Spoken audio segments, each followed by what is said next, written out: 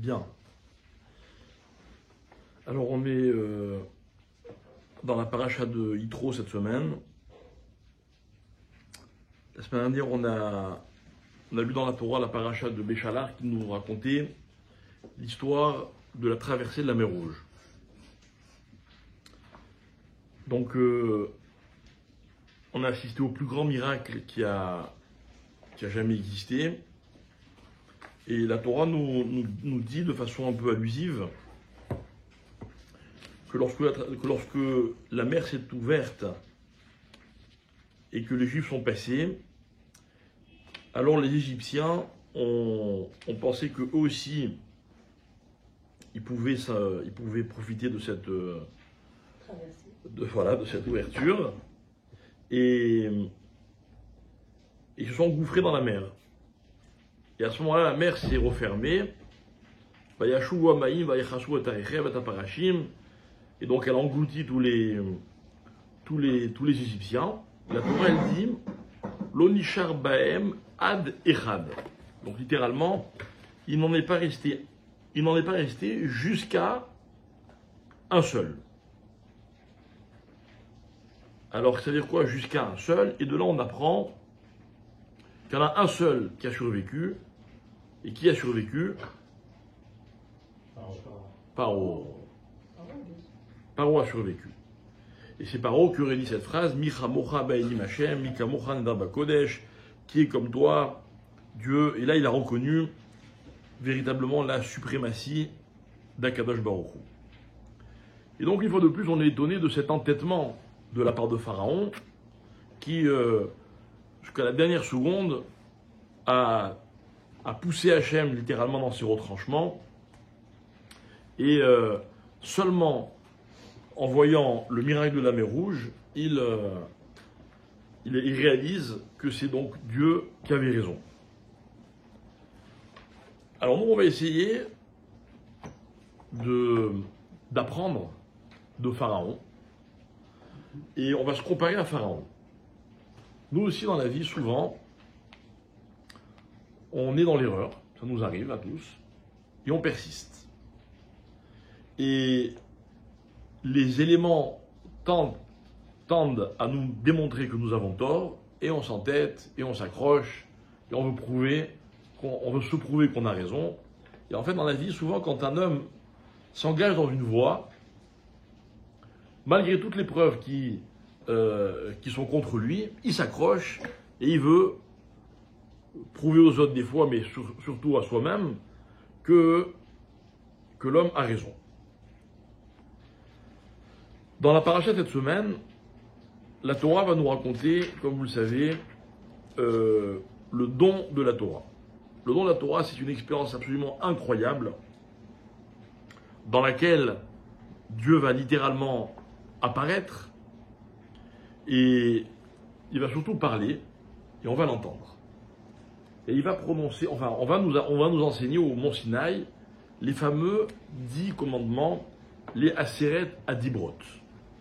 Vaïdaber Elohim et Kol Adevarim Haele, les morts, et Dieu a dit toutes ces choses-là en disant, et finalement la Gemara va nous raconter qu'il n'en a prononcé que 2, que les Juifs n'ont pas supporté, et ils ont demandé à Moshe de parler, lui, à la place de Dieu.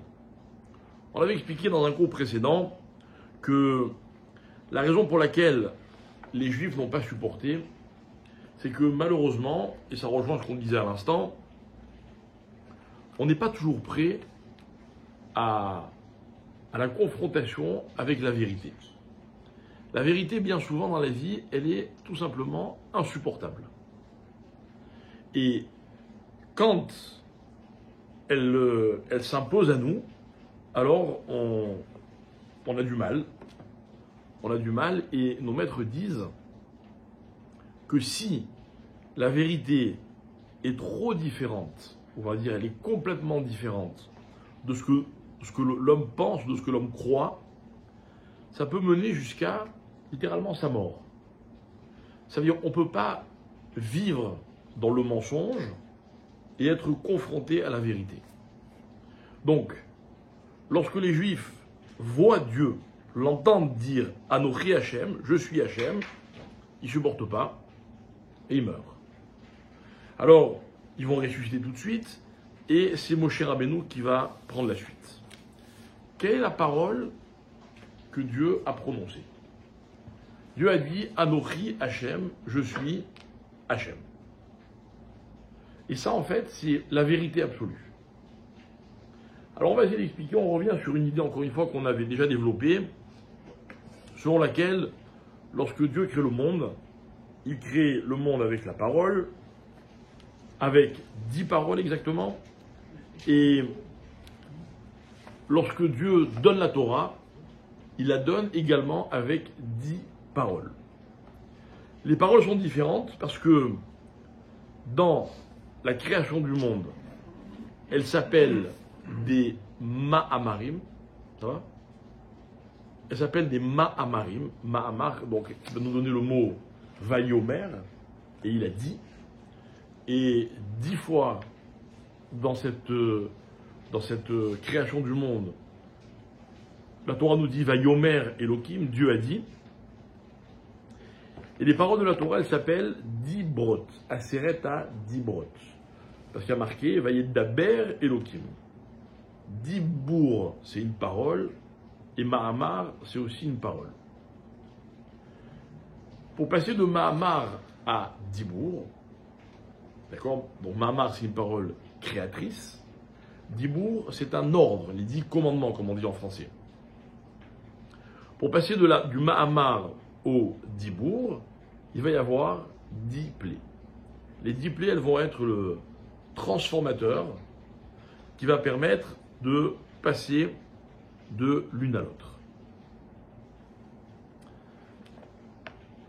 Alors, qu'est-ce que c'est ces paroles? De façon générale, lorsque l'on parle, ça vous arrive de parler, vous? Moi, énormément. D'ailleurs, c'est ce que je suis en train de faire. Ok? Maintenant, c'est bien de parler. Mais pour parler, il y a une condition qui est sine qua non. C'est quoi la condition pour parler? Qu'il y ait quelqu'un qui nous écoute. Ok, vous voyez, là on travaille ensemble. Moi je parle, mais finalement mes paroles n'ont de sens que parce que vous les écoutez. Quand dans la vie on parle et que personne n'écoute, les paroles n'ont pas de sens. Ok? Toutes les mamans du monde se sont au moins énervées une fois dans leur vie en disant à leurs enfants, mais je parle dans le vide. Je te parle, tu m'écoutes pas. Ça peut être à leurs enfants, à leur mari, peu importe. Ok? On parle et l'autre n'écoute pas. C'est terrible. Je vous assure que si j'étais venu depuis Jérusalem ce soir et qu'il n'y avait personne, je n'aurais pas parlé. D'accord? Bon, peut-être à la caméra, parce qu'il y a quand même des gens, j'espère, qui vont nous écouter, mais j'ai besoin qu'on m'écoute, c'est normal. C'est-à-dire, celui qui parle exprime, celui qui écoute donne un sens aux paroles de celui qui parle. D'accord? Ça, vous le saviez, c'est très simple. Et c'est comme ça que fonctionnent toutes les paroles. Sauf, je vais vous citer ce soir 3 exceptions. Première exception, alors, la Torah me dit, Vayomer Elohim Yehi Or, et Dieu a dit que la lumière soit, et la lumière fut. À qui Dieu a parlé?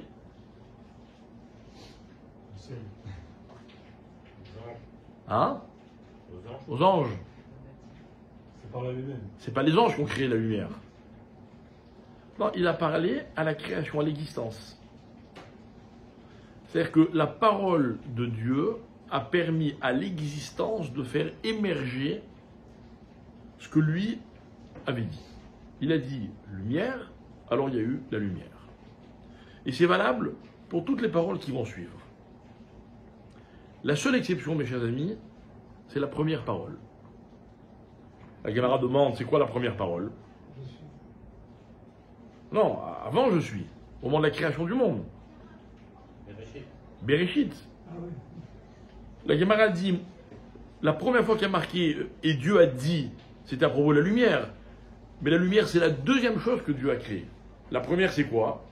C'est le ciel et la terre, c'est l'existence. Alors, quand Dieu dit pour la deuxième fois quand il parle, alors l'existence écoute. Mais la première fois à qui Dieu parle, il n'y a pas d'existence. N'est-ce pas? Il n'y a pas d'existence. À qui Dieu parle? C'est Dieu, ça. Hein? C'est quelqu'un qui raconte. C'est qui raconte? Peut-être c'est Moshe. Mais non, c'est la Torah qui dit que Dieu Non, a mais- créé. Et il a créé avec la parole. Alors on demande, mais à qui Dieu a parlé?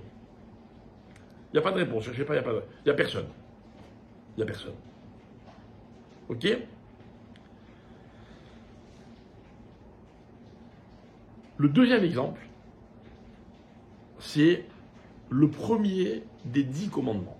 Je vous les lis les commandements, enfin je vous les lis pas tous, mais regardez. Le deuxième commandement, c'est tu n'auras pas d'autre Dieu. Le troisième, c'est tu ne prononceras pas le nom de Dieu en vain. Le quatrième, c'est le Shabbat. Le cinquième, c'est le respect des parents. Etc., etc. C'est clair. Dieu me dit ce que je dois faire ou ce que je ne dois pas faire. Lorsque Dieu dit « Je suis l'Éternel, ton Dieu », Anochi Hashem Elokecha, qu'est-ce que Dieu dit? À qui il parle? La Gemara pose la question suivante, elle dit, de deux choses l'une. Si Dieu s'adresse à ceux qui croient, il n'a pas besoin de leur dire « Je suis Dieu » puisqu'ils y croient. Si Dieu parle à ceux qui n'y croient pas, ben, de toute façon ils n'écoutent pas. Parce que lorsqu'il va dire Anochi Hashem, ça ne va rien changer. Ils ne croient pas. Alors à qui Dieu parle? Réponse, à personne. Et pourquoi Dieu parle à personne? Et donc là, il y a une idée qu'il faut absolument qu'on intègre. C'est que, mes chers amis, il y a deux types de paroles.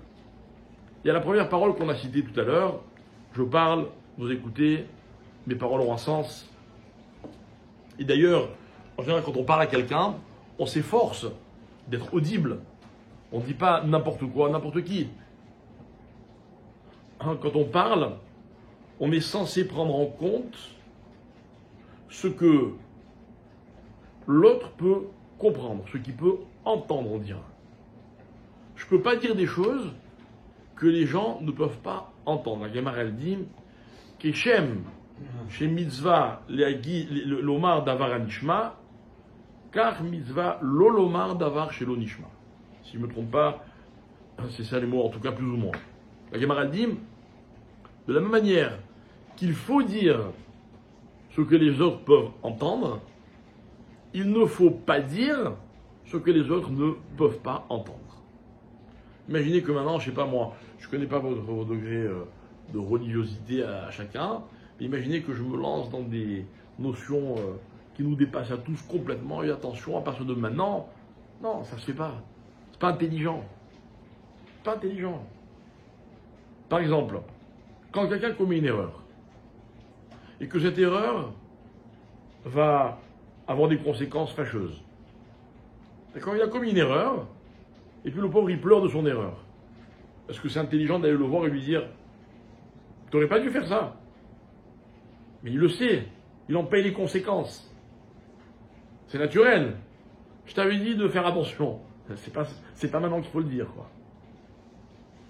Je ne dis pas à tous mes enfants la même chose.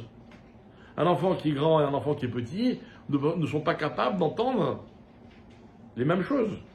Donc je parle à l'un en fonction de ce qu'il est, à l'autre en fonction de ce qu'il est, etc., etc. La Gemara va nous dire, on ne parle pas aux hommes comme on parle aux femmes, par exemple. Il y a des choses qu'on ne dit pas aux hommes, il y a des choses qu'on ne dit pas aux femmes. On le voit dans un verset de la Torah qui dit « Kotomar les bêtes Yaakov, Vetaged les bêtes Israël ». Ainsi, tu parleras aux enfants de Yaakov et aux enfants d'Israël. Et la Gemara elle dit, il y a un des mots qui est un peu plus doux que l'autre, parce que l'un concerne les femmes et l'autre concerne les hommes. On ne parle pas de la même manière. C'est de l'intelligence, n'est-ce pas? Donc là, on a compris, vous le saviez déjà, encore une fois, que quand on parle, nos paroles doivent avoir une portée. Ben sinon, il vaut mieux se taire. Donc il y a un parleur, un écouteur, et puis parler, c'est une chose que l'on fait à deux, minimum. Ça, c'est la parole dans tout ce qu'elle a de ce qu'on appelle dans le langage actuel la communication. Je parle pour qu'on m'écoute. Les gens le savent. En général, quand on veut vous vendre quelque chose, on va essayer de vous présenter d'une façon qui va vous plaire, etc., etc. Ok? Ça, c'est très simple. Ça, c'est une parole. Il y a une parole d'un autre type. C'est la parole que l'on dit, mais qui ne dépend pas de ceux qui écoutent ou alors de ceux qui n'écoutent pas. Elle est une parole tellement vraie qu'elle s'impose. Elle est en fait l'expression d'une vérité absolue. Lorsque Dieu dit « Je suis Hachem », il n'a pas besoin qu'on l'écoute. Mon travail à moi, c'est pas d'écouter et de dire « Ah ouais, c'est vrai, t'as raison ». C'est pas de dire « Ah, tu as vu, je t'ai écouté, hein ». Non, c'est beaucoup plus que ça. C'est une parole, on avait parlé dans notre dernier cours, de la parole qui émane de ce que je suis. Une parole vraie est une parole qui ne prend pas son sens grâce à ceux qui écoutent. C'est une parole qui exprime une vérité, et cette vérité, elle s'impose. Lorsque Dieu dit que le ciel et la terre soient créés, que l'existence soit créée, il n'y a personne pour l'écouter, mais l'existence va exister. Elle va être créée. Alors, souvent, quand vous parlez, vous savez qu'on ne va pas vous écouter. On avait dit à la fin du cours, en discutant, on avait dit des fois, c'est vrai, quand on éduque nos enfants par exemple, il faut leur dire des choses, ils ne vont pas m'écouter, c'est pas grave. Je vais le dire une fois, je vais le dire 2 fois, je vais le dire 3 fois, peut-être même 10 fois. Et peut-être que ça va faire son chemin. Quoi? Tout d'un coup, il va m'écouter, il va se mettre au garde à vous? Non. Il va réaliser que c'est la vérité. Donc ma parole n'est pas relative à l'écoute qu'on me donne ou au fait qu'on me croit ou qu'on m'accorde un certain crédit. Il faut que je le dise. Il faut que je le dise. On connaît tous ce genre de situation où on se dit, il faut absolument que je le dise. Et on le dit. Bien, pas bien. Pas que chez Dieu, c'est là. Chez nous aussi. La différence, c'est qu'entre nous et Dieu, c'est que chez nous, c'est très rare.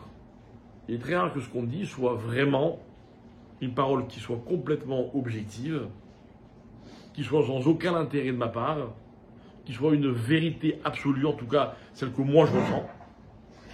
Et généralement, quand on parle, on a besoin d'être écouté, entendu et éventuellement même d'être obéi. Le premier commandement, mes chers amis, c'est pas un commandement dans le sens où je dois faire ou je ne dois pas faire. Le premier commandement, c'est l'apparition, j'ai envie de dire Dieu qui s'impose dans le monde. Dieu qui s'impose dans le monde. Vous savez, ne pas voler, ne pas tuer, honorer ses parents, faire Shabbat, c'est pas des mitzvot qui sont faciles à faire. En tout cas, pas toujours. Mais bon, un jour ou l'autre, on peut y arriver. On peut dire, j'ai compris, il y a un sens à tout cela. Ça fait partie d'un processus. Le jour où j'exécute, je comprends le sens des choses. Par contre, qui peut dire un jour dans sa vie, j'ai observé le commandement qui dit, je suis l'Éternel ton Dieu. Peut-être c'est pas un commandement. Si, ça Se présente. Comment on les appelle en hébreu les commandements? Libre. C'est les paroles. Elles sont dites. Donc moi je croyais que si elles étaient dites, c'est qu'il fallait les écouter. En fait, il faut les écouter. Mais il n'y a pas d'ordre. Il n'y a pas à partir de maintenant ceci ou à partir de maintenant cela. En fait, le premier commandement, c'est... Il va m'accompagner toute ma vie. Toute ma vie, je vais essayer d'être en phase avec ce commandement. Mais je vais pas faire quelque chose. En fait, tout ce que je vais être, donc tout ce que je vais faire, doit correspondre à ce commandement. Bien. Ainsi, lorsque Dieu a créé l'existence est une notion qui n'est pas relative. Elle est absolue. Vous voyez, la lumière, elle apparaît avec l'obscurité. Donc j'ai deux éléments. Un, comme on l'a expliqué plusieurs fois, qui définit l'autre. La création, l'existence des choses, elle n'est pas dépendante de mon acceptation, de ma perception, de ma compréhension. Elle est, point. En fait, on dira même jusqu'à dire que la parole la plus noble serait celle qui ne dépend pas de ceux qui m'écoutent. Peut-être que si j'étais venu ce soir et qu'il n'y avait personne, je n'aurais pas parlé, parce que finalement, je ne suis pas sûr de moi à 100%, quoi. Mais si j'étais sûr de moi, ben, je pourrais parler tout seul. On considère souvent ceux qui parlent tout seuls comme des fous.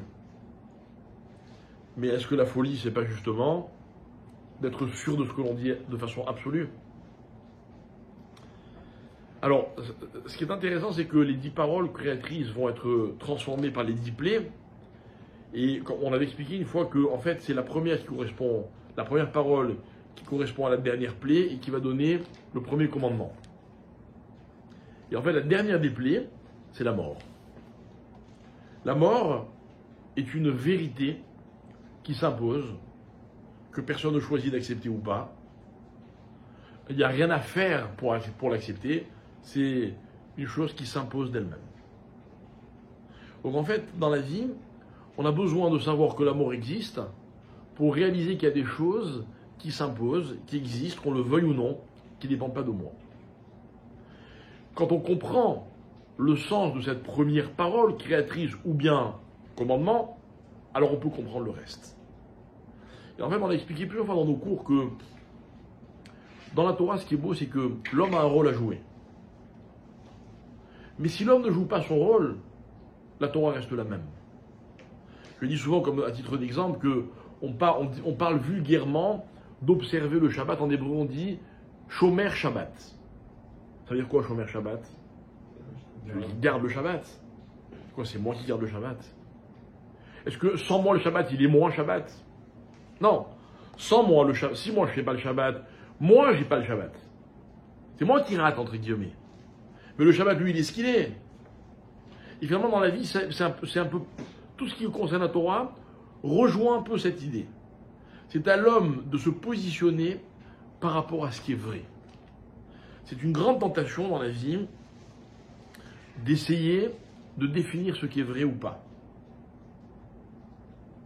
Mais plus on avance dans la vie et plus on se rend compte que ce qui est vrai ne peut être qu'accepté. On peut discuter de tout. Mais quand on va au bout d'une discussion, ce qui est vrai reste vrai. Et ce qui ne l'est pas, ne l'est pas et ne le sera pas. Et en fait, la vérité, c'est une référence face à laquelle l'homme doit se positionner. La preuve, c'est que je suis sûr que pour chacun d'entre nous, ce qui est vrai aujourd'hui ne l'a pas toujours été. Ce n'est pas la vérité qui a changé. C'est nous qui la découvrons au fur et à mesure. Donc ça, mes chers amis, c'était pour expliquer, j'ai envie de dire, le début de la Torah telle qu'elle est enseignée à l'homme. La Torah a toujours existé, bien avant la création du monde. Dans notre paracha, celle que nous allons lire ce Shabbat, paracha Yitro, on va se rendre compte que quoi? Que la Torah finit par être enseignée. On est en l'an 2448 de la création du monde. C'est-à-dire que pendant 2448 ans, on n'a pas enseigné la Torah. On l'a vécue, on l'a transmise de père en fils, Abraham, Yitzhak, Yaakov, les 12 tribus. Il n'y avait pas des écoles où on apprenait la Torah. À partir de ce moment-là, du don de la Torah, on va commencer à enseigner la Torah. Et la Guimara raconte que Moshe va littéralement créer l'école. Et les enfants vont apprendre, les adultes aussi d'ailleurs. On va l'enseigner. Et pour que l'enseignement trouve son sens, il faut d'abord que les idées soient imposées. Je n'ai pas dit proposées, j'ai dit imposées. Alors Dieu dit Anochi Hachem. Et cette phrase-là, personne d'autre ne pouvait la dire pas parce qu'elle est conjuguée à la première personne du singulier. Parce qu'il fallait que Dieu montre qu'il est là. Les hommes ne sont pas capables de l'entendre, c'est pas grave, il fallait que ce soit dit.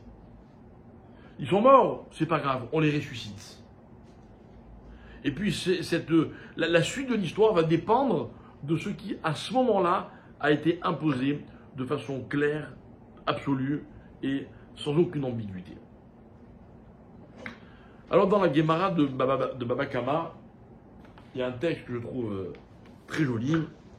La Gemara nous raconte là-bas, c'est toute une histoire. Il y a un Rav qui s'appelle Rava, qui s'adresse à un autre Rav qui s'appelle Rabba Bar Mari. Donc il y a Rava et Rabba, qui sont 2 maîtres du Talmud. Et Rava, il pose un tas de questions à Rabba. Et les questions que pose Rava, c'est d'où sait-on que?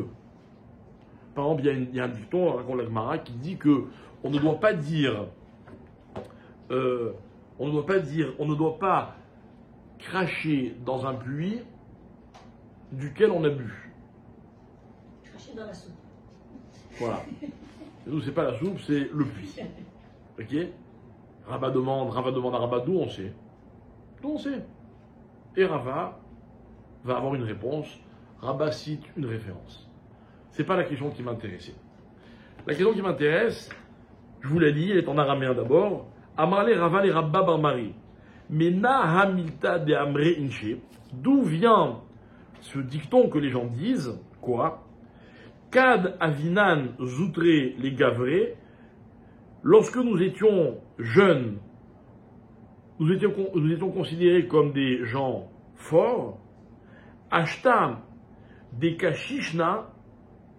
Maintenant que nous sommes vieux, les Dardeke, on est considérés comme des enfants. C'est-à-dire, lorsqu'on était jeunes, on était pris au sérieux. Parce que les jeunes sont capables de faire plein de choses. Les jeunes peuvent changer le monde. Maintenant que nous sommes vieux, plus personne ne nous considère. Voilà, on disait ça à l'époque du Talmud, mais je crois que ça n'a pas vraiment changé. Que souvent, on a souvent tendance à dire place aux jeunes. Je me rappelle un jour, il y avait un monsieur, un non-juif, qu'on connaissait bien, il était banquier, et puis un jour il nous annonce qu'il va démissionner, qu'il va partir à la retraite. Il n'était pas encore tout à fait à l'âge de la retraite, et il nous raconte qu'en fait, dans la banque dans laquelle il travaillait, comme ça se fait souvent, eh bien on avait décidé de proposer à ceux qui étaient âgés de partir à la retraite avec des bonnes conditions pour laisser la place aux jeunes. Et c'est vrai que souvent, les postes clés sont réservés aux jeunes. Demande la Gemara, demande Rava, Rabba, d'où ça vient ça? Mes chers amis, si je vous avais posé la question à vous, vous aurez répondu quoi? Si je vous avais dit d'où on sait qu'il faut laisser la place aux jeunes?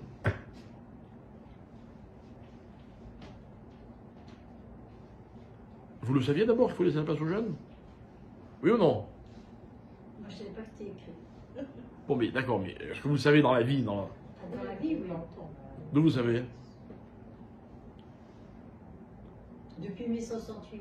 Depuis 1968. Je crois pas qu'avant c'était beaucoup mieux. Je crois pas qu'avant c'était beaucoup mieux. Ça a toujours été comme ça. Le monde est très, très cruel.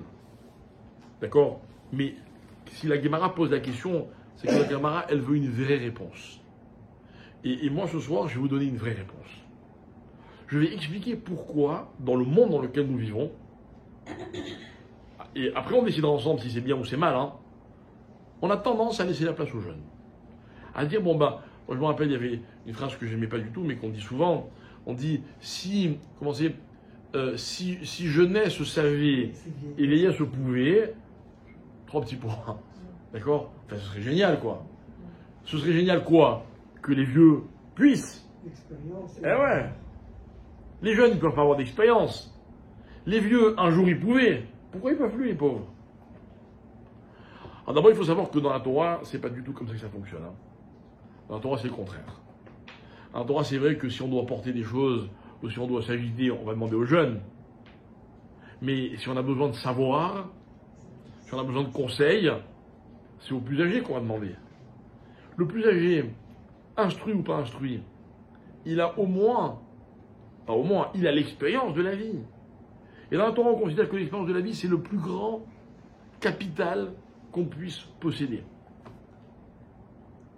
Et moi, je vais essayer ce soir de vous proposer une perspective pour changer un peu la tendance. Vous savez quelle est la tendance? Voilà, moi je vais vous dire quelque chose, j'ai un peu analysé la question. Vous remarquerez que très souvent, les personnes âgées sont sur la défensive, pour ne pas dire agressives. Elles sont un peu amères en fait. Et c'est vrai, je comprends qu'elles soient amères, je comprends que ce soit pas facile à vivre la vieillesse. Parce que quand on a l'impression qu'on a beaucoup plus derrière soi que devant soi, c'est pas un sentiment agréable, quoi. Et pourtant, la Torah, qu'est-ce qu'elle dit? Attention, Vehadarta pemezaken. On va traduire vulgairement, tu respecteras le vieillard. Mais il y a plus que respecter. Vehadarta, ça vient du mot hadar. C'est quoi hadar? Hadar, c'est magnifique. Chez la personne âgée, il faut réaliser de sa valeur. Si la Torah dit ça, c'est parce que les gens ont tendance à faire le contraire. Mais la Torah ne dit pas ça. Les pauvres, les vieux, respectons-les. Non, non. La Torah, elle m'explique, elle me donne un conseil. Elle me dit, tu sais, si tu veux savoir, si tu veux comprendre, respecte les vieillards. Sous-entendu, il n'y a qu'eux qui peuvent t'expliquer. Et en fait, mes chers amis, il n'y a aucune raison d'être amer ou d'être angoissé à cause de l'âge. C'est vrai qu'à un certain âge, on commence à avoir des douleurs qu'on n'avait pas quelques années auparavant, c'est vrai. Mais on va expliquer pourquoi aussi. On va expliquer pourquoi les vieux ont vraisemblablement une vie plus pénible que les jeunes. Tout ça, il y a une raison. D'abord, quelle est la réponse de la Gemara? Alors, Rabba répond à Rava et il lui dit, parce qu'il est écrit dans un verset de la Torah, Va'Hashem olech lifnehem yomam be'amud anan lanchotam aderer ve'layla be'amud esh le'ahir lahem. Parce qu'il y a un verset qui dit, dans la paracha de la semaine dernière, et Dieu marchait devant eux le jour à travers un nuage pour leur indiquer le chemin, et la nuit à travers une colonne de feu pour les éclairer. Et il a marqué un peu plus tard, je t'envoie un ange pour te protéger dans le chemin. Et la Gemara dit, dans un premier temps, Dieu explique, et il dit, ne vous inquiétez pas, je marche avec vous, je vous montre le chemin en plein jour, je vous éclaire quand il fait nuit, et dans un deuxième temps, qu'est-ce qu'il dit? Je vous envoie un ange, comme ça il vous protège en chemin. Un ange. Vous les avez déjà vus les anges dans les chemins? Moi j'en ai vu un la semaine dernière. La semaine dernière j'étais sur l'autoroute en France. Et vous savez, les autoroutes en France ne sont pas éclairées comme en Israël. Et on roulait, il y avait le flot de la circulation, on roulait à 100 à l'heure. J'étais dans les limites autorisées. D'accord? C'était très tard la nuit, on revenait d'un mariage. Et tout d'un coup devant moi, sur le côté, je vois une voiture qui était littéralement enfoncée dans le talus qui était en bordure de l'autoroute. Donc je vois qu'il y a un accident, je dis à ma femme, regarde, la voiture est accidentée, donc mon regard se détourne un petit peu vers la droite, et là, je regarde devant moi, et je vois mais vraiment à quelques mètres, vous savez ce que c'est quelques mètres quand on roule à 100 à l'heure, je vois une voiture qui est en travers de la route, donc je vois pas les phares, parce que les phares ne sont pas éclairés, elle était noire en plus la voiture, je la vois, pendant une seconde je me dis, c'est sûr qu'on va se la prendre. Et puis, je sais pas, j'ai mis un coup de volant, mais j'ai senti un malheur. On a évité la voiture, mais je pense à quelques centimètres. Et grâce à Dieu, on est passé, et puis là, sur la route, il y avait plein de détritus, etc. Donc, apparemment, il y avait eu un choc violent. Tout de suite, je pense à mon fils qui me suivait dans une deuxième voiture derrière. J'ai le temps de l'appeler, et lui, en fait, il avait été retardé, je sais pas pourquoi, il m'a dit quelques secondes, et on se suivait. Il répond, on l'appelle, il répond, et donc tout de suite il freine, il me dit, le temps que je freine, j'étais sur la voiture. Et grâce à Dieu, il a pu l'éviter. C'est pas un malach ça? Malach, lefanecha lishmocha baderer. Hachem, il envoie un ange. Il faut toujours prier avant de prendre la route, qu'Hachem, il nous protège quand on prend la route. Toujours. D'accord? Bien. Mais avant, c'était pas comme ça. Lorsque les Juifs sortaient d'Égypte, il n'y avait pas un ange qui les protégeait, il y avait Dieu lui-même. Alors que dit Rabba à Rava? Il lui dit, regarde, les Juifs, quand ils étaient jeunes, c'est-à-dire au début de l'histoire, Dieu lui-même les accompagnait. Quand ils ont vieilli, Dieu leur envoyait un ange. Ok? Bien. Sur ce verset, les Chachamim vont expliquer que en fait,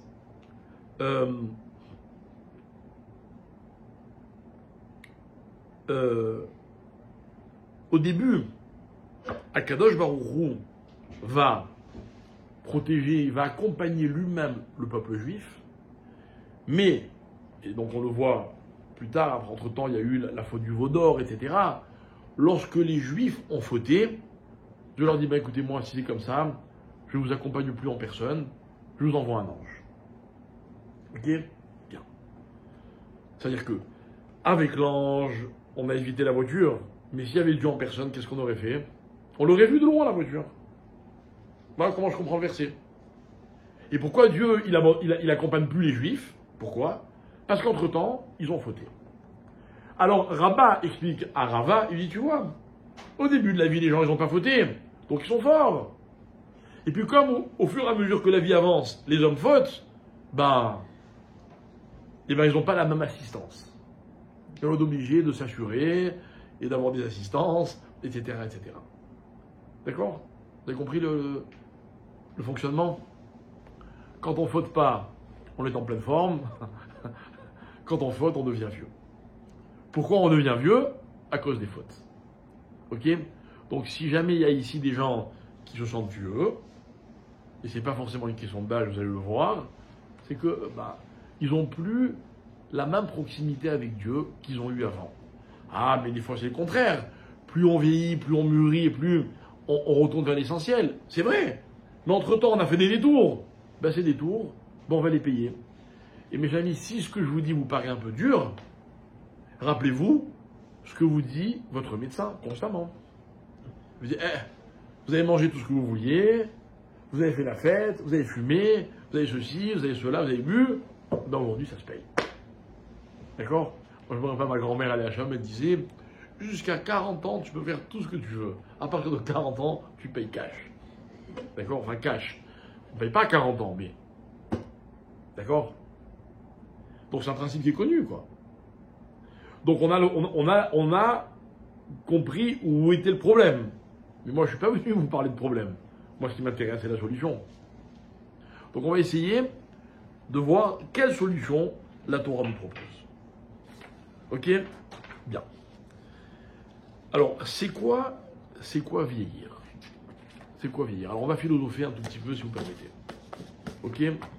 Vieillir, évidemment, c'est les années. Plus on vit et plus on est vieux. Et c'est pour ça que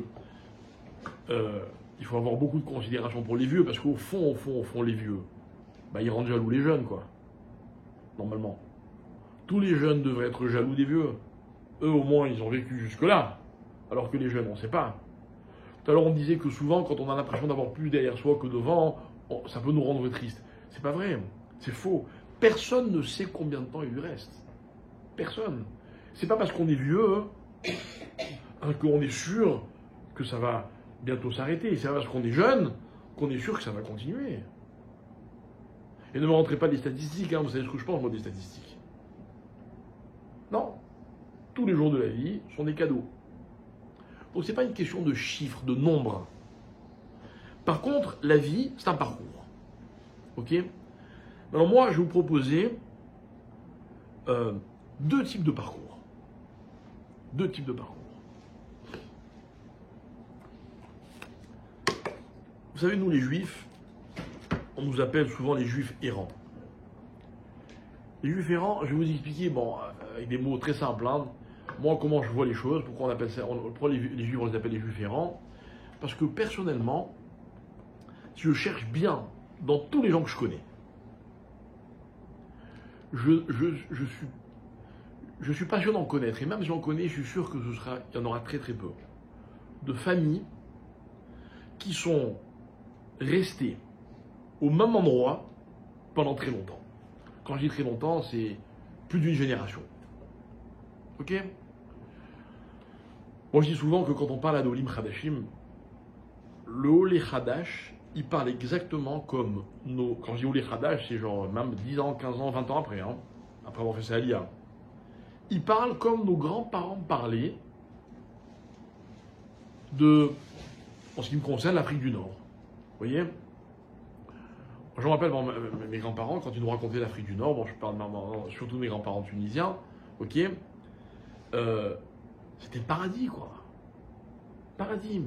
Par exemple, ma grand-mère, elle me racontait qu'ils habitaient, je ne sais plus où c'était, quelle rue à Tunis, ils habitaient un immeuble, d'accord, qui était un très bel immeuble, il y avait une cage d'escalier, et puis tout le monde, tous les voisins vivaient dans la cage d'escalier, je sais pas quoi, les portes étaient ouvertes, etc. Ils habitaient avenue de je sais plus quoi, je ne me rappelle plus, ok. Et puis un jour, mon père nous a amenés en Tunisie, d'accord. Il a voulu absolument qu'on aille avec lui, tous mes frères et moi-même, et on est allé d'abord au cimetière de Tunis, on a vu la tombe de notre arrière-grand-père, dont on a entendu parler toute notre enfance, et puis on est allé visiter la maison dans laquelle mon père avait vécu, cette fameuse maison sur laquelle j'ai fantasmé toute mon enfance. D'accord? Ça m'a déprimé. C'était une horreur. C'était une rue minuscule, d'accord? Un immeuble étriqué, je ne sais pas de quelle cage d'escalier elle me parlait ma grand-mère, quoi. Mais à la limite, j'ai compris ce jour-là que ce qui était beau dans cette maison, c'était les souvenirs. Après, mon père nous a même amené à la Goulette. Je ne sais pas si vous connaissez la Goulette. La Goulette, c'est là où tous les Juifs de Tunis allaient passer leurs vacances. Alors, il racontait, parce qu'il y avait plusieurs anciens de Tunis, qui racontaient qu'au mois de juillet, il y avait toutes les familles qui quittaient Tunis, et c'est à quelques kilomètres, hein. Et puis, ils amenaient leurs affaires, etc. C'est le Deauville de Tunis. Voilà, mais c'est à quelques minutes, quoi. Et ils allaient, les maisons sur la plage. Et on est allé visiter la maison où mes parents passaient leurs vacances, mes grands-parents. D'accord? Et pareil, je comprenais pas ce que mon père me racontait, alors qu'on y était, par rapport à ce que je voyais, quoi. Je comprenais pas. Je comprenais pas. Et je me suis rendu compte qu'en fait, dans la vie, ce qui est souvent le plus beau, c'est les souvenirs. Mais l'Olim Khadashim, c'est pareil. Et on parle de la France. Vous avez remarqué, ils avaient tous des Mercedes ou des BM, des belles situations. Et puis les Français étaient tous gentils et polis. Quand vous y allez, pas forcément le cas, hein. C'est le souvenir. Mais nous, ce qu'on a de spécial des Juifs, c'est que nos vies, elles sont faites de changements. Elles sont faites de changements. Ok? Pourquoi c'est bien? Parce qu'il y a deux types de vie, disent les Chachamim. Il y a une vie qui est basée sur la continuité, et il y a une vie qui est basée sur le changement. Ok? Alors évidemment, la continuité, c'est la stabilité, c'est très confortable la continuité. Le changement, c'est fatigant. Quels sont les avantages du changement et les inconvénients de la continuité? La réponse est la suivante. Quand on est dans la continuité, plus le temps passe et plus on s'éloigne de ce qui a déclenché ce que l'on vit. Ok? Regardez. On va prendre l'exil égyptien, à titre d'exemple. Comment l'exil a commencé et comment l'exil s'est terminé. Vous vous rappelez comment il a commencé l'exil? Parashat Shemot. Chazak.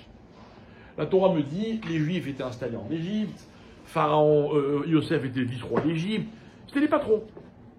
Qu'est-ce qui se passe? Vayakom Meler Chadash al Mitzrayim. Tout d'un coup, se lève un nouveau roi sur l'Égypte. Et tout va changer. Et les Juifs, de patrons, ils vont devenir esclaves. Chadash, Hadash, c'est un changement terrible. Très bien. Ça va durer 210 ans. Au bout de 210 ans, qu'est-ce qui se passe? On est juste à la veille de la dernière plaie, de Makat Bechorot. Les Juifs se préparent à sortir, Dieu leur dit, vous allez voir, ça va être incroyable. Et ils vont vous faire cadeau tout ce que vous voulez. Et ils vont vous faire laisser partir, vous allez partir. La Torah nous raconte, on l'a vu dans la paracha de Bo il y a 2 semaines, que en plein milieu de la nuit, Pharaon a très peur de mourir, alors il va voir Moshe, il lui dit, partez tout de suite. Et qu'est-ce que répond Moshe à Pharaon? Il dit, non, on va pas partir en pleine nuit, on va pas partir comme des voleurs, on va partir demain à midi. C'est-à-dire en plein milieu de la journée. Et ils partent en plein milieu de la journée. Mais juste avant tout ça, c'est ce qui se passe. Dieu va donner au peuple juif la première mitzvah que les Juifs vont recevoir en tant que peuple. C'est quoi la première mitzvah? Hein? Non. Non. Non. La première mitzvah, c'est à Chodesh Azeh Lachem Rosh Chodeshim. Il va leur enseigner la mitzvah de Rosh Chodesh. Rosh Chodesh, je vous rappelle qu'à l'époque du Sanhédrin, c'était les hommes qui décidaient quand le nouveau mois arrivait. Quand 2 personnes avaient aperçu l'apparition de la nouvelle lune, ils allaient témoigner et on déclarait que le nouveau mois était rentré.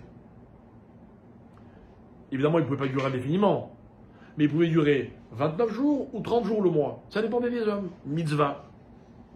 Comment dit-on le mot en hébreu? Chodesh. Chodesh, c'est quoi? C'est Chadash. C'est les mêmes mots, les mêmes lettres, pardon.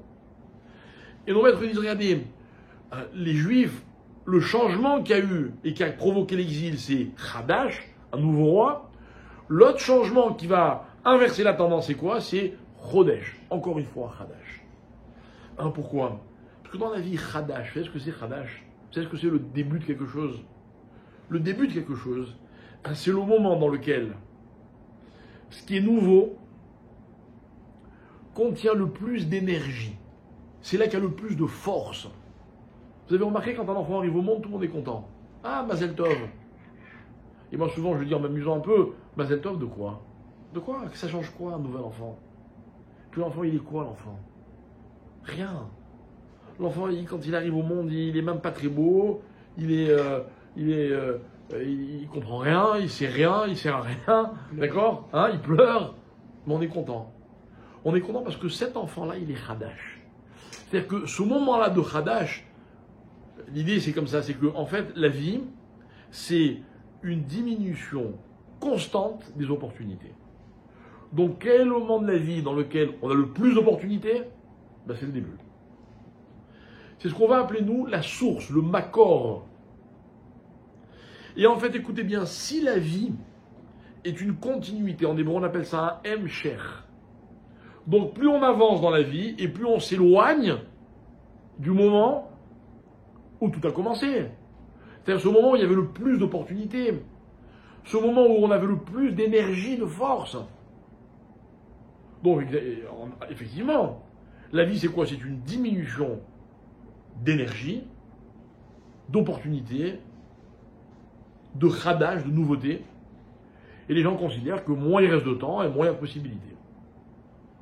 Donc voilà l'inconvénient d'une vie qu'on a tout à l'heure qualifiée de continuité.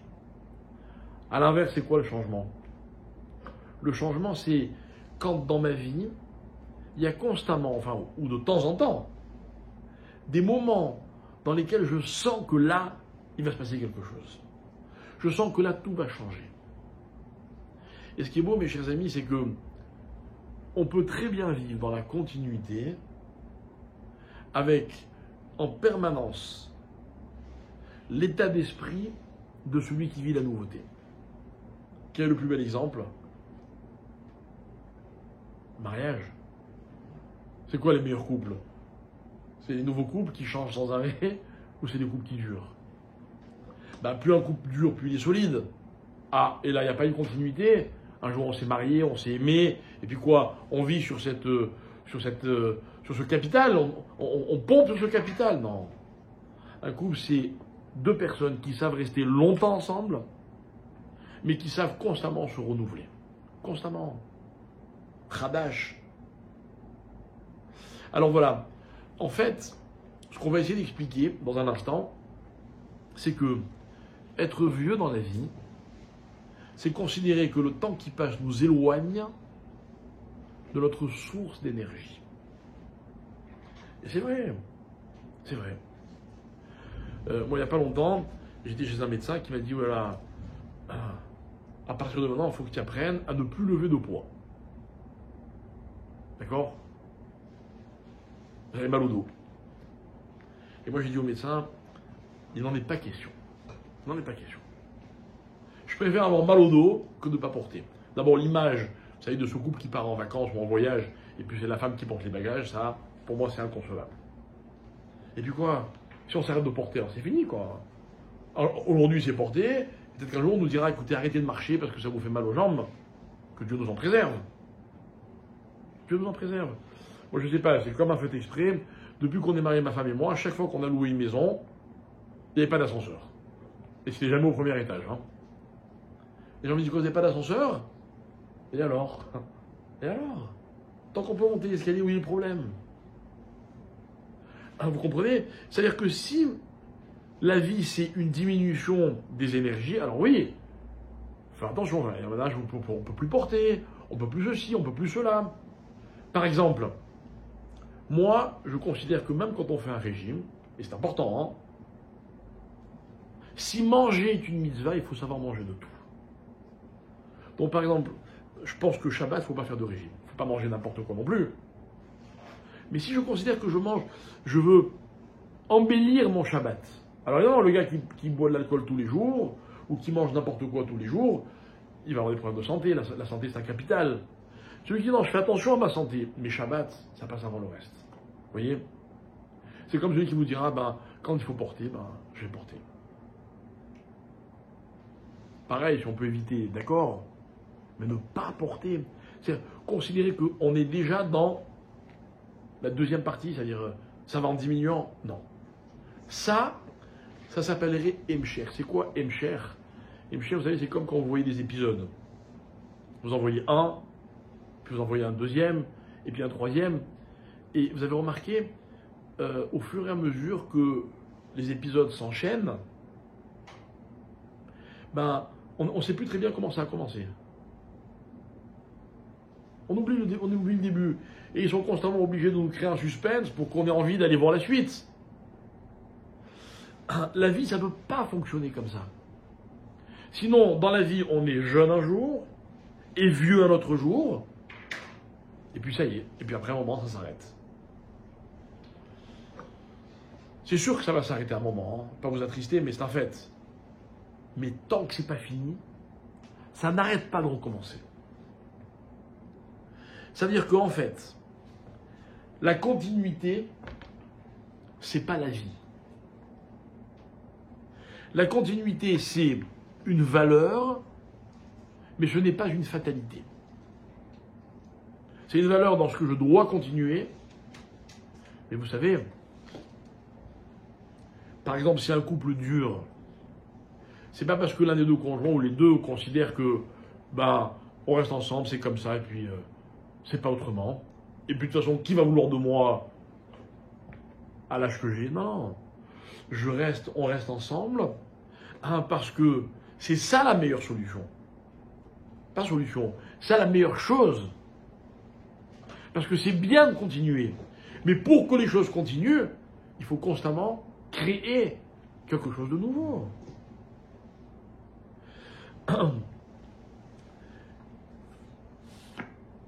En fait, vieillir, c'est continuer. Mais n'être que dans la continuité. Et rester jeune, c'est être capable de ne pas s'arrêter, mais de constamment renouveler les choses. Je vais vous donner un exemple. Un très bel exemple. Un exemple que je trouve absolument magnifique. Et vous allez voir dans les versets de la Torah comment cet exemple y prend son sens.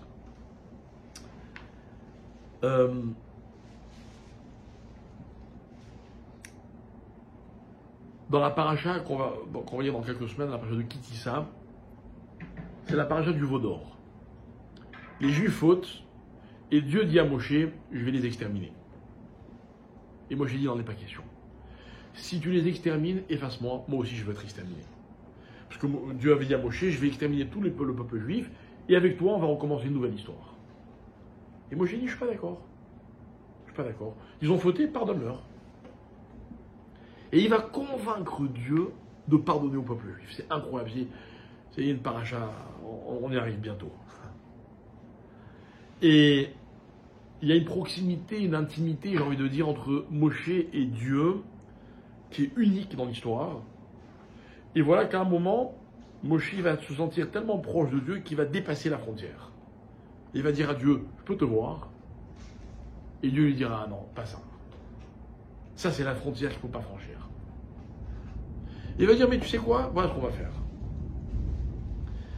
Il va lui dire, assis-toi sur ce rocher, je vais passer devant toi, tu vas voir mon dos. On expliquera peut-être, si c'est le sujet de notre cours dans 3 semaines, on expliquera.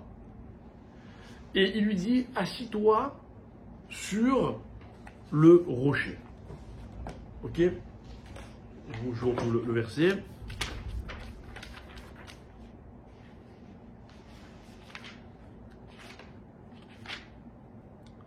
C'est là d'ailleurs que Dieu va prononcer les fameux 13 attributs de la bonté d'Hachem, qu'on répète tous les jours dans la prière. Il va lui dire comme ça. Voilà. Veaya ba'avor kevodi vesamtira benikrat atsur. Le rocher, il est appelé Tsur. Ok? Donc tu vas me voir, tu vas voir ma bonté littéralement, dit Dieu. Donc Tsur, c'est un rocher. Pourquoi Tsur? Pourquoi rocher? Parce que le rocher, c'est le symbole de la solidité. Même en français d'ailleurs, on dit dur comme un roc. Ok? Un rocher. Rocher, c'est toujours l'image de la force, de la solidité. Donc Dieu dit à Moshe, voilà, mets-toi sur le rocher et tu vas me voir. Genre, sous-entendu, accroche-toi bien, quoi. Trouve-toi un endroit solide et tu pourras voir ce qu'un homme peut voir. Très bien. Plus tard dans la Torah, il va y avoir un incident dramatique. Un incident dans lequel les Juifs se plaignent de ne pas avoir d'eau, après la mort de Myriam, qui transportait avec elle un fameux puits dans le désert. Alors Dieu dit à Moshe, parle au rocher, et l'eau jaillira du rocher. Vous connaissez l'histoire? Moshe frappe le rocher, il va être puni. Ok. C'est le même mot, n'est-ce pas? C'est le même mot.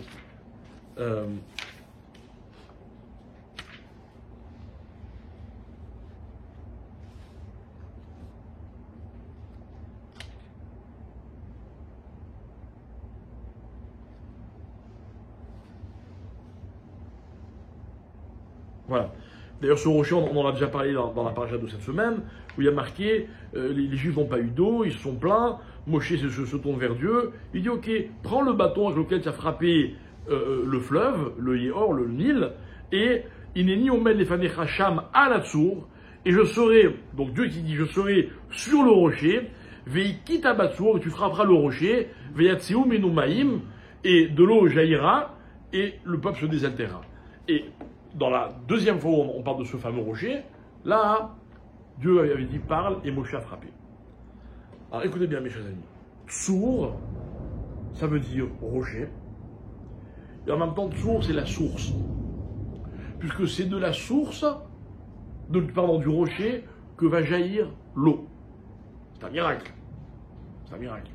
Dieu n'a pas fait sortir l'eau d'un arbre ou de je ne sais quoi, non, d'un rocher. Et en fait, chez nous, la source et la solidité, la force, se disent avec le même mot. Le mot tsur. Ok? Très bien. Je continue.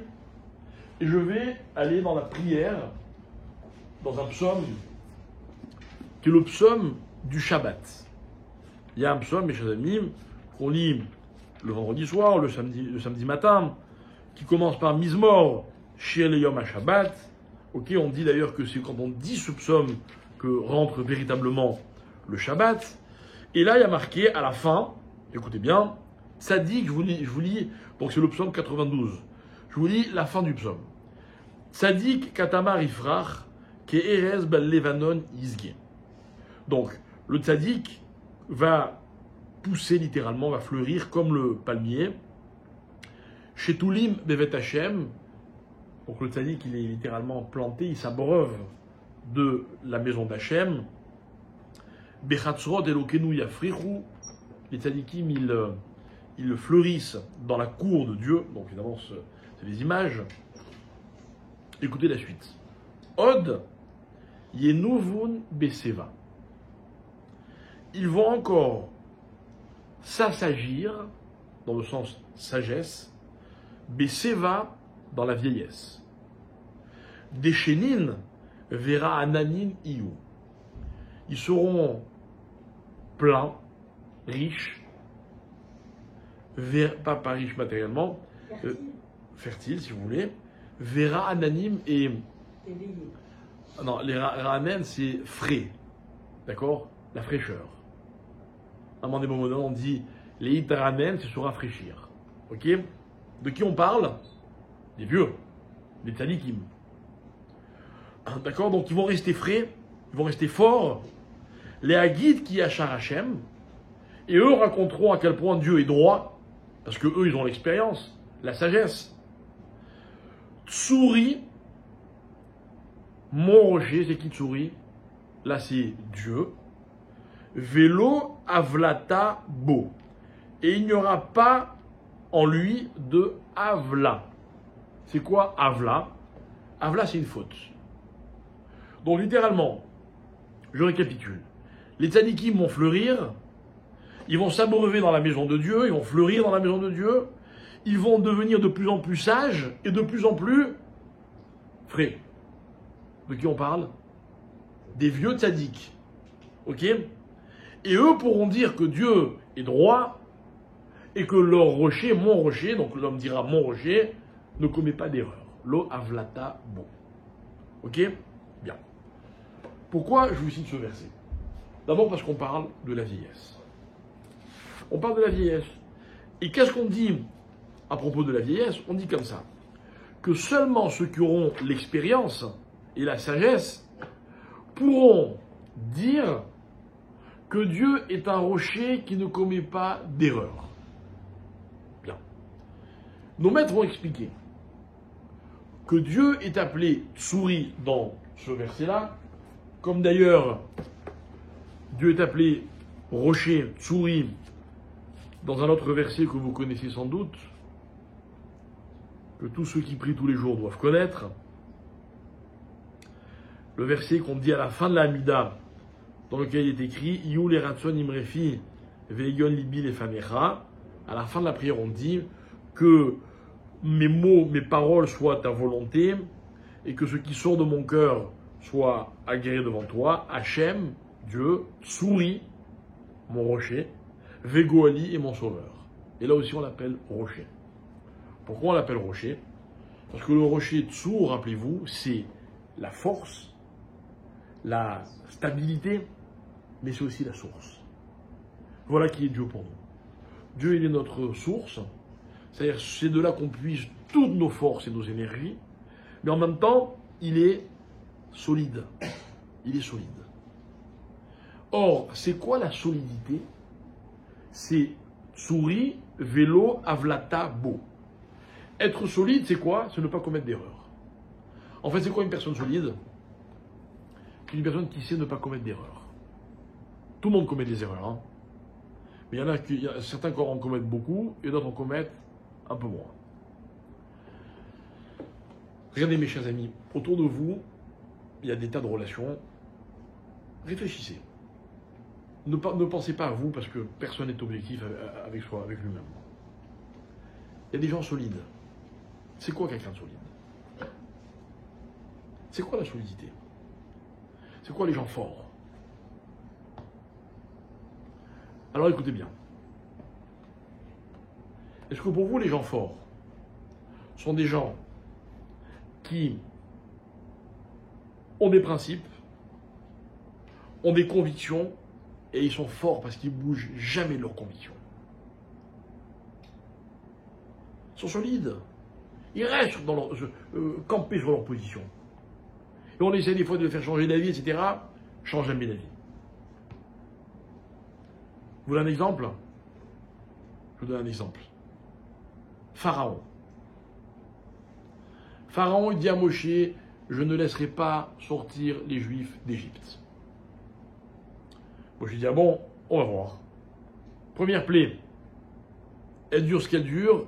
Pharaon appelle Moshe, il dit, Moshe, enlève-moi cette plaie et partez. La plaie s'arrête, qu'est-ce qu'il dit Pharaon? Ne sentez pas. Psychologiquement, il s'est passé quoi là? Donc, on explique, c'est très intéressant. Il s'est passé que Pharaon a, pendant un temps, pensé qu'il avait tort, mais dès que la plaie s'est arrêtée, qu'est-ce qu'il dit, Pharaon? Il dit, ah, elle s'est arrêtée. C'est la preuve que j'avais raison. Une fois, 2 fois, 3 fois, 10 fois. 10 fois. Et puis on arrive devant la mer Rouge. Vous savez combien il y a eu de plaies devant la mer Rouge? En Égypte, il y en a eu 10. Devant la mer Rouge, le soir de Pessah, vous allez réciter devant la Haggadah que d'après certains, il y a eu 50 plaies. D'après d'autres, il y en a eu 100. D'après d'autres, il y en a eu, on va aller jusqu'à 250. Et Pharaon ne plie pas. Et Pharaon reste sur ses positions. Et Pharaon voit la mer s'ouvrir et il s'engouffre dans la mer qui est ouverte. Et il dit, vous voyez, j'ai raison. Et c'est quand la mer se referme que là, Pharaon dit, ah ben non, je me suis trompé. Et cette fois-ci, c'est définitif. Je pose une question, mes chers amis. Il est fort, Pharaon, ou il n'est pas fort? Rappelez-moi, c'est qui est fort pour vous? Celui qui s'est changé. Celui qui s'est changé. Et celui qui reste sur ses positions, il n'est pas fort. C'est compliqué, hein? Très compliqué. C'est le chêne et le roseau. Être honnête. Je vais d'abord expliquer ce qui s'est passé avec Pharaon. Qu'est-ce qui s'est passé? Pourquoi tout d'un coup, Pharaon change d'avis? Après tout ce qu'il a passé, allez, même si on dit que 10 plaies, son pays, il est en ruine. En ruine. Et il ne change pas d'avis. Les Turcs vont rester des Turcs. Les Syriens vont rester des Syriens. Quelles que soient les catastrophes naturelles qui arrivent. Parce qu'il faut comprendre ce que c'est une catastrophe naturelle, mes chers amis. Moi, depuis 2 jours, je me casse la tête pour essayer de savoir. Non pas est-ce que c'est grave, évidemment que c'est grave. Les origines de tremblements de terre, dans l'Agmara on en parle, certaines fautes, bref, pas à ma réflexion. Ma réflexion, c'est comment les hommes considèrent les catastrophes naturelles. Alors moi j'ai trouvé. Rappelez-vous, il y a des paroles qui n'ont de sens que grâce à ceux qui les écoutent. Ceux qui les écoutent sont ceux qui donnent à ces paroles leur sens. Mais il y a des paroles qui sont dites, qu'on les écoute ou qu'on ne les écoute pas, ça ne change rien. Elles restent toujours aussi vraies. Il va y avoir dans la Torah, et notamment en Égypte, les 10 plaies, mais surtout au moment où la mer s'ouvre, il va y avoir un message. Vous savez ce que c'est ce message, mes chers amis? Ce message, c'est quand la nature se met à parler. Quand la nature s'exprime, elle dit quoi, la nature? Vous savez ce qui m'amuse? Et je pèse mes mots, ça m'amuse. Chaque fois que dans le monde, il y a un tremblement de terre, en Israël, on repart dans ces discussions et ces débats. Est-ce que nous sommes prêts ou est-ce que nous ne sommes pas prêts? Est-ce que l'État fait ce qu'il doit faire ou est-ce que l'État ne fait pas ce qu'il doit faire? J'ai un ami qui m'a dit, tu te rends compte, ils ont fait la loi du Tama 38. C'est ce que c'est, Tama 38? Oui, aussi. Ouais. C'est quoi l'histoire du Tama 38? Bah, c'est pour faire des ascenseurs et, Ah mais non. et rajouter des mamans. Ah mais non, madame. Bah oui. Mais non, je vais vous apprendre quelque chose qu'il faut absolument retenir. L'État ne fait jamais de cadeau. Jamais. Jamais. Si l'État fait un cadeau, il y a quelque chose derrière. Il y a un Yazam. à l'origine de la loi de Tama 38, hein, c'est qu'on veut renforcer les bâtiments pour les équiper de façon à ce qu'ils puissent résister au tremblement de terre. C'est ça, là, à l'origine, la loi de Tama 38.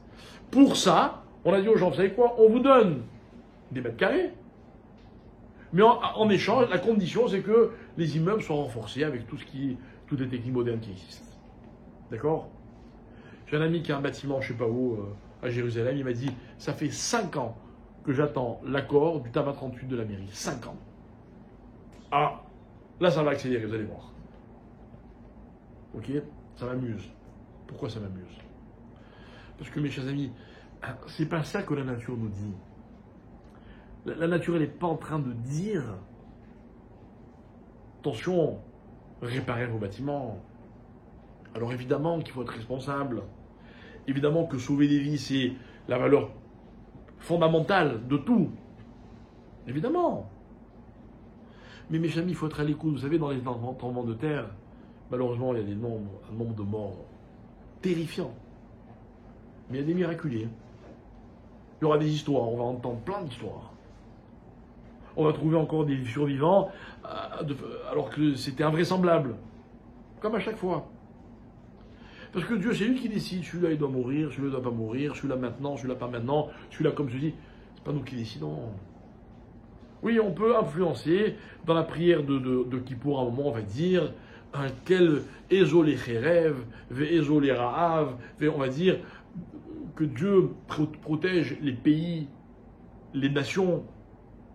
Parce que c'est toi qui décides laquelle va souffrir de l'épée, laquelle va souffrir du feu, laquelle va souffrir... Donc on demande à Dieu, épargne-nous. Épargne-nous. Mais les immeubles, ils sont de plus en plus hauts, je ne sais pas si vous avez remarqué, quoi. Donc je crois qu'ils sont de plus en plus fragiles.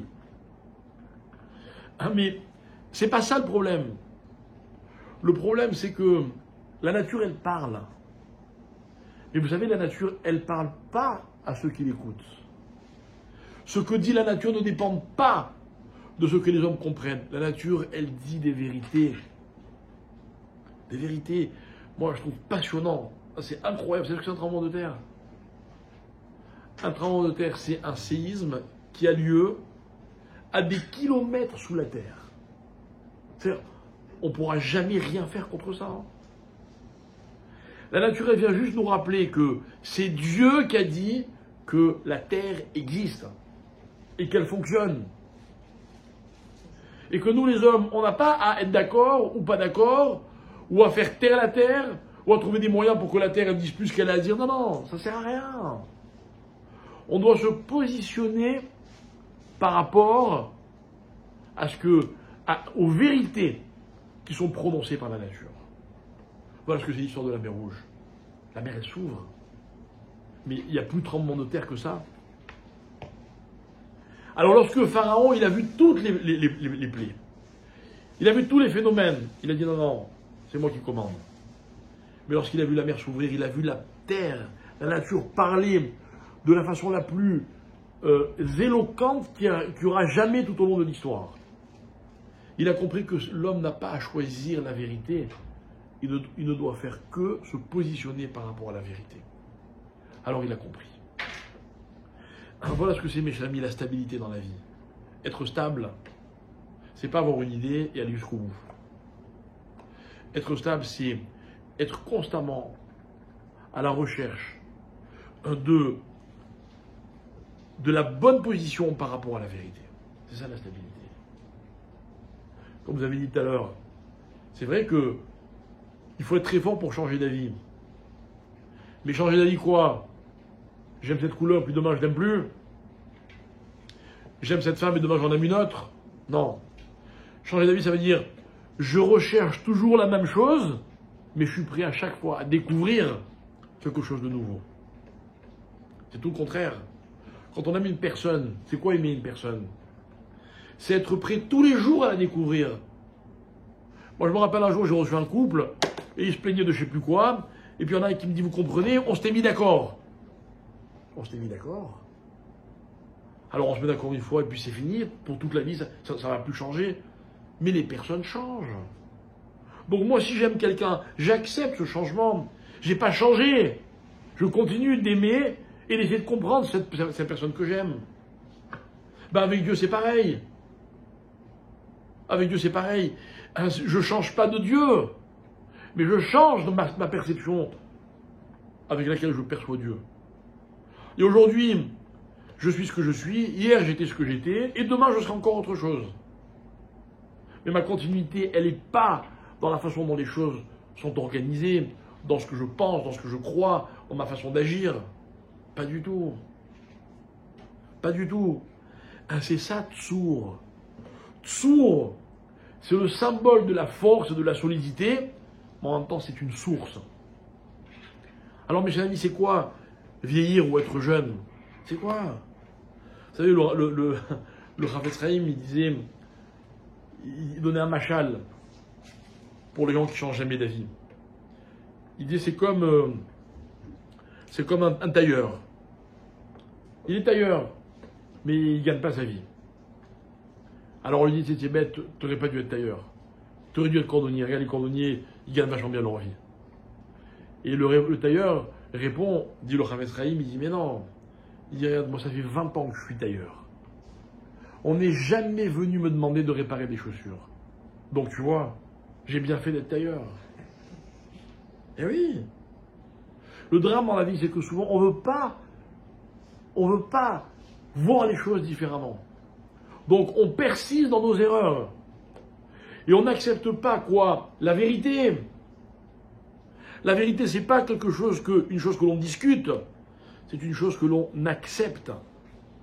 Et cette vérité-là, eh bien mes chers amis, cette recherche-là, pardon, c'est ce qui permet à un homme de rester jeune. Parce que la jeunesse, c'est quoi? La jeunesse, c'est la capacité d'un homme à découvrir. Quelqu'un de jeune, c'est quelqu'un qui se dit en permanence, je suis tout près de ma source, je m'en suis jamais éloigné. Et une source, c'est un phénomène qui me fait constamment découvrir quelque chose de nouveau. Vous avez déjà vu une source de laquelle jaillit de l'eau? Une cascade, par exemple? C'est la Mamo? Non. Maïm, c'est un pluriel. C'est toujours quelque chose de nouveau. Et moi, quand je la vois, je peux dire, c'est la Mamo, ça fait des années qu'elle donne de l'eau, elle n'a pas changé. Mais non, elle est source, parce que chaque seconde émane d'elle quelque chose de nouveau. Ça continue, mais c'est toujours nouveau. Mes amis, c'est ça la vie. Le parcours de la vie, c'est ça. C'est pas se dire, ça fait tellement longtemps que... Non. Ça fait très longtemps que je suis là, et je souhaite que ce soit encore pour très longtemps à tout le monde. Mais on peut rester déchénim, vera ananin, malgré l'âge, quand l'oav latabo, quand je m'aperçois que Dieu, il ne s'est jamais trompé. Pourtant Dieu il change. Des fois il est très gentil, des fois il est très dur, des fois il est ferme, des fois il est souple. Mais il ne se trompe jamais. C'est-à-dire que finalement chaque situation, c'est une découverte. Et c'est vrai que des fois vous croisez des personnes âgées, même très âgées. Moi j'en ai vu plusieurs fois dans ma vie.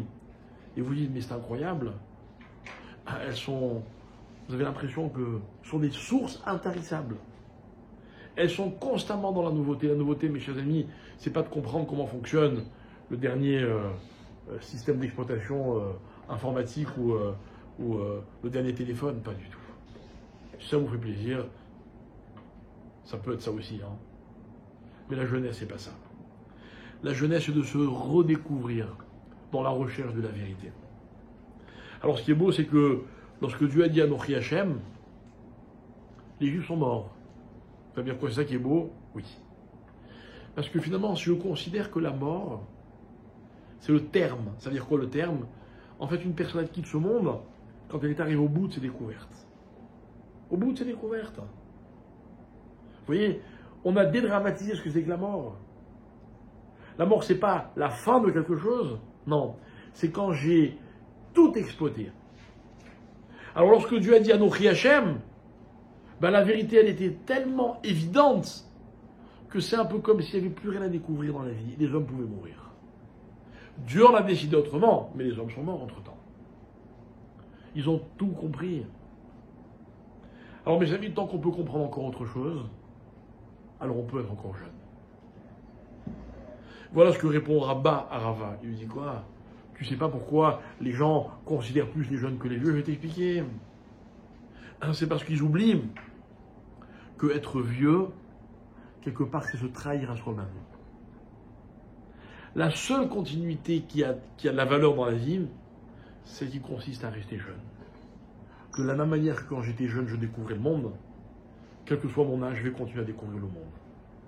Peut-être pas en courant dans tous les sens, mais en découvrant de là où je suis, constamment un monde nouveau. Un monde de vérité. Mes chers amis, c'est ça la Torah. Lorsque Dieu dit Anochi Hashem, il y a un spectacle incroyable. On a fait un cours un jour. On avait cité le Ramban Nachmani, qui disait que c'est une mitzvah. Rambam n'était pas d'accord, mais Ramban, lui, c'est comme ça qu'il présente les choses. Il dit que ça fait partie des 613 mitzvot de raconter et de ne pas oublier dans quelles circonstances la Torah a été donnée. Des éclairs, des tonnerres, l'âme fumée, tout le monde qui meurt, Dieu qui s'impose. C'est une expérience. Mais c'est une expérience qui est tellement forte qu'elle ne va plus jamais nous quitter. Pourquoi nous, dans notre peuple, on n'a jamais désespéré de personne? Personne. Même celui qui vous dit « je ne crois pas et je ne veux pas croire ». Vous savez, un jour j'ai donné un cours à Tel Aviv, à des Israéliens. Quelqu'un m'avait organisé un cours. Je n'avais jamais, et je n'ai plus jamais, après ce cours, plus jamais rencontré une telle, une telle opposition à la Torah que je disais, que j'incarnais pour ces gens-là. Ils m'ont presque insulté, ils se sont moqués de moi. Ils m'ont dénigré. Des phrases incroyables. Ta Torah, c'est une invention des hommes. Elle veut rien dire. On n'y croit pas, on n'y croira jamais. C'est terrible. Je me rappelle avec mon épouse, elle m'a dit c'était un cauchemar. Moi j'ai fait un kiff, mais bon, peu importe. Et un mois après, la même personne qui avait organisé m'a demandé est-ce que tu veux revenir. J'ai dit moi je veux bien, mais ils ne vont pas revenir. Ils m'ont dit si, ils veulent.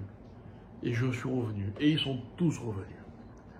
Alors la première fois c'était peut-être un hasard, ils ne savaient pas très bien qu'est-ce qu'ils allaient entendre. La deuxième fois, c'était pas un hasard. Et j'ai réalisé ce jour-là qu'il ne faut jamais désespérer d'un juif. Vous savez pourquoi, dit la Gemara? Parce que chez tous les juifs, il y a au moins une étincelle de ce qui s'est passé au Mont Sinaï.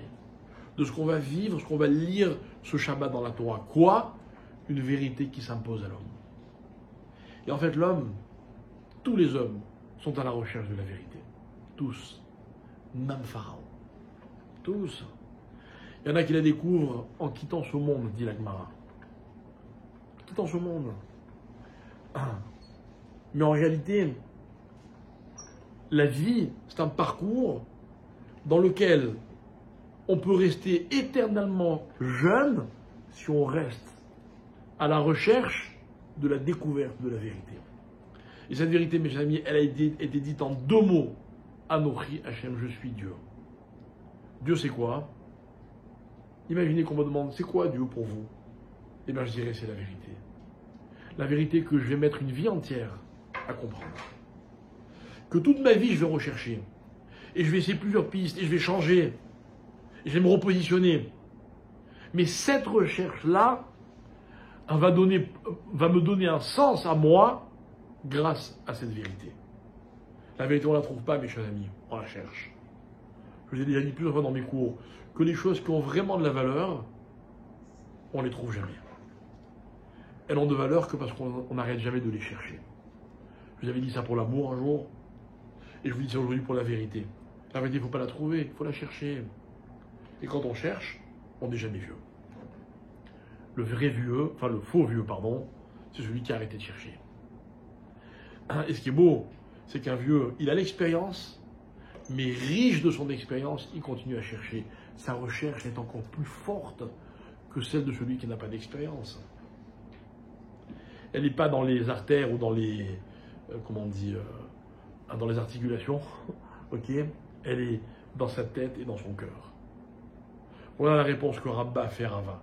Alors voilà un petit peu pour faire une synthèse de la paracha de la semaine dernière avec l'ouverture de la mer Rouge, où la nature nous parle.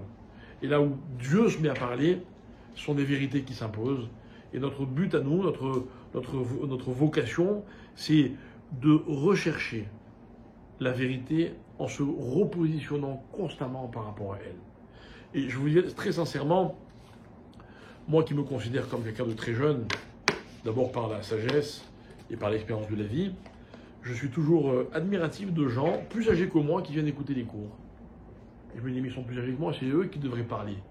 Et en fait, je me rends compte que les gens, même à un âge des fois avancé, eh bien, il y a des gens intelligents, c'est-à-dire qui cherchent à rester jeunes. Chez nous, rester jeune, c'est pas faire des liftings ou faire des retouches.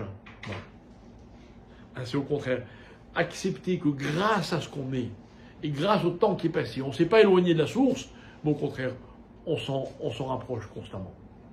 Voilà, mes chers amis, j'espère que tous ceux qui nous écoutent, eh bien, retrouvent un peu d'espoir et n'oublieront jamais que rester jeune, c'est un choix dans la vie, c'est une décision et que la Torah est là pour nous y aider. Voilà. Exactement.